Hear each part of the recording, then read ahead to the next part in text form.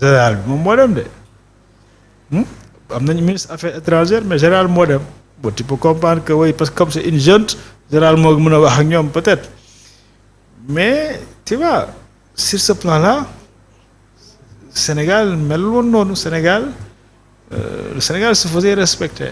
pour yow c'est Sénégal pays bu ndaw la mais par le passé on a eu des Sénégalais qui ont dirigé de grandes institutions. ça c'est clair. mais léegi dañ leen di wër lan mooy problème bi pour yow. alors pour man c'est la diplomatie parce que yooyu c'est looy préparer tëgg la c'est-à-dire il faut développer de bonnes relations d'abord des relations de bon voisinage. Ensuite sur le plan international il faut peser par cette diplomatie soft surtout ñun parce que loolu la ñu am parce que ñun duñu puissance économique. duñu puissance militaire donc on ne dissuade personne. mais on peut persuader par l'argument diplomatique le soft power aussi mooy yeneen aspect yoo xam ne ni mooy comme sport bi culture bi. day tax nit ñi bàyyi xel ci. xam nga Sénégal am nañ loolu parce que Sénégal am na bayre quoi. ci biti et tout waaye sénégalais xam nga booy tukki ñuy wax ni voilà même yooyu noonu foog ñu valoriser ko c'est-à-dire valoriser suñu patrimoine culturel suñu patrimoine sportif mais aussi di travailler avec des diplomates yu xarañ. ok mais diplomates yu xarañ aussi bon même fii c'est vrai que ils ont dit que récemment li ñu nommé yëpp sur des postes c'est des diplomates de métier. mais c'est pas ce qui suffit il faut des hommes de dimension parce que diplomate de métier il est bon sur la technique mais yéen ñii c'est des gens de dimension des hommes de réseau et cetera qui ont le charisme qu'il faut nga xam ne bu ñu waxee nit ñi déglu leen yooyu dañ ko soxla. donc je pense que sur le plan diplomatique beneen affaire bi mooy xoolal situation Israël-Palestine.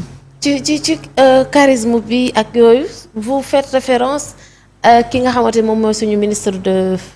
non je fais référence à personne. mais daal ñun dañoo war a am ay nit yu am charisme laa bëgg a wax ci lépp lu ñu def. parce que sénégalais yi ni ñu toll. booy tànn war nga mën a jël ay critères yoo xam ne boobu def ci bokk koo xam ne fu mu dem.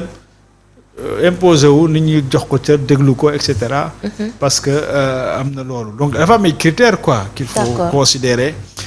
ça veut pas dire seulement que ku ànd ak man xeex politique lay nommer mais non il faut prendre la meilleure vitrine du Sénégal surtout en diplomatie il faut prendre la meilleure vitrine parce que diplomatie mooy suñu vitrine. ok waaw mooy fu ñu nit ñi di xoolee. balaa ñuy xool ci biir. donc si la vitrine n'est pas attrayante ngay dem benn boutique vitrine bi si c'est pas attrayante. xam nga doo sawar a dugg ci biir boutique bi.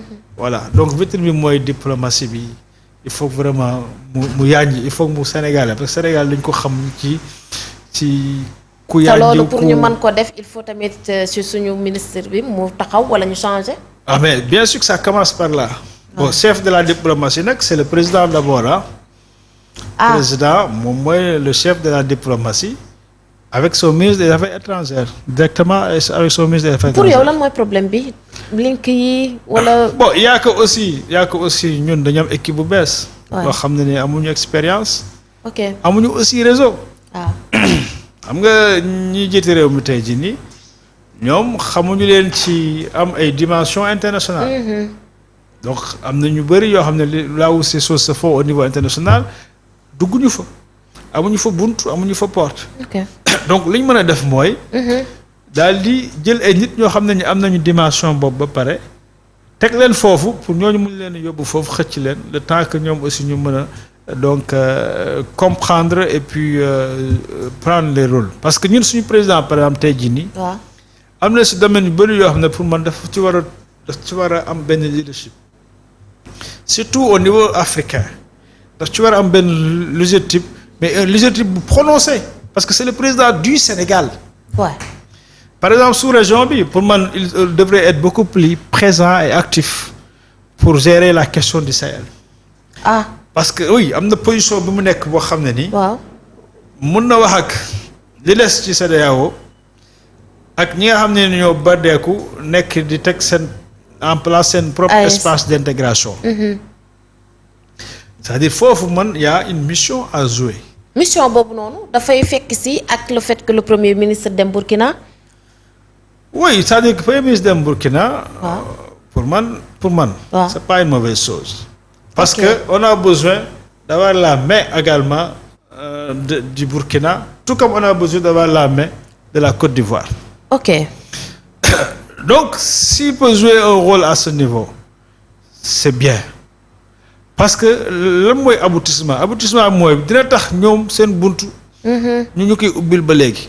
ok parce que man Sénégal rôle bu mu mën a jouer pour man mooy fexe ba famille bi reconstitué waat. d'accord mais famille bi mënatul reconstituer si fekk si waat CEDEAO mais mënul reconstituer aussi. si ñi ñuy dem fekki leen ci AES.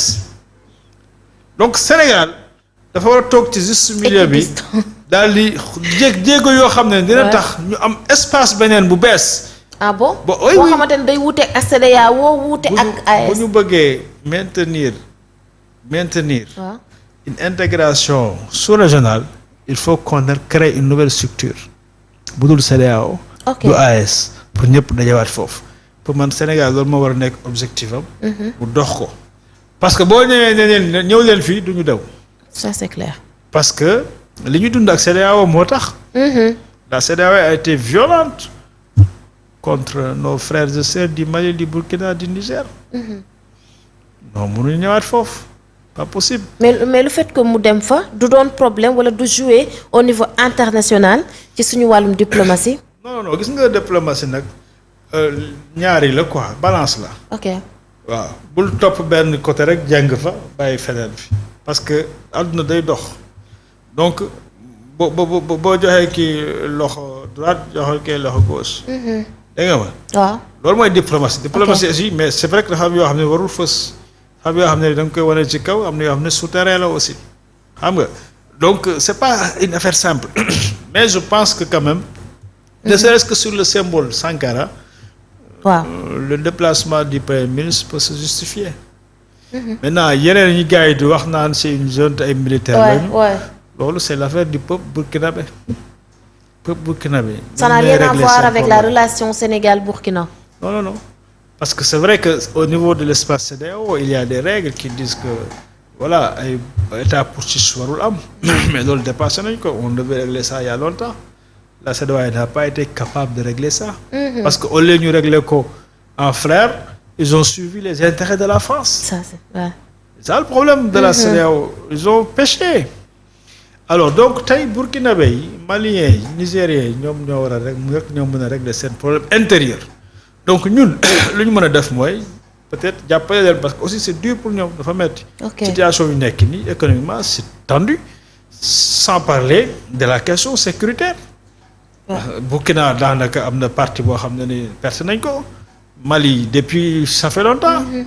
xam nga donc c'est des zones yoo xam ne nii. Alors, il y a le terrorisme ou le banditisme armé qui est là-bas, qui empêche les États de jouir de toute leur souveraineté. Gis nga les présidents aux aguets mënul dem il va nulle part le président du Burkina le premier ministre la yónnee et cetera. Parce que seen sécurité bi ils sont sous menace xam nañu parce que ni ñu ko seqal ñu leen di fexeel tout le temps. te Sénégal nekk ci digg bi daf leen di rassurer. je pense ñoom sax soxla nañu Sénégal nekk ci digg bi donc il faut pas qu'il demande au Sénégal de prendre un camp ou un autre. Surtout même sax arrangé wu leen parce que on a besoin de cette posture dans la sous-région qui peut encore relier les deux. Sénégal ak Ghana peut-être ñoo ko mën a def tey jii nii. mais sinon c'est compliqué. Quand vous êtes en phase avec le Premier ministre le fait que mu dem fa et tout gën a souder li nga xamante ni moom moo di relation Sénégal ak Burkina. Ah oui, moi je pense que c'est important que le Burkina sache que le Sénégal n'est pas un frère ennemi. C'est important. Maintenant yeneen considération yi bon ça vaut ce qu'il vaut ce que ça vaut mais pour man voilà il y a pas une posture parfaite. Mais si on fait la balance, c'est bien d'entretenir la relation avec aussi bien le Burkina, le Mali, le Niger, la Guinée. Oui. C'est important. Alors ñu wax ci rôle bi nga xamante ne moom la think tank am ci construction.